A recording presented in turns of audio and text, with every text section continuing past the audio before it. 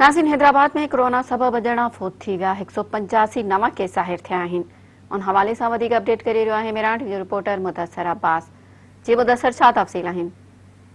जी हाँ, बिल्कुल सारा कोरोना की लहर दौरान हैदराबाद में कोरोना जा जेके वार आहिनि उहे तेज़ी सां जारी आहिनि। खाते जी रिपोर्ट मुताबिक़ गुज़िरियल 24 कलाकनि दौरान कोरोना वायरस जा वधीक 185 नवा केस ज़ाहिर थिया आहिनि, जॾहिं त कोरोना सबब मरीज़ ज़िंदगी पिणु हाराए वेठा आहिनि। तंहिंखां पोइ हैदराबाद में कोरोना सबब फौत थियल मरीज़नि जो मजमूई तादादु आहे उहो 321 थी वियो आहे।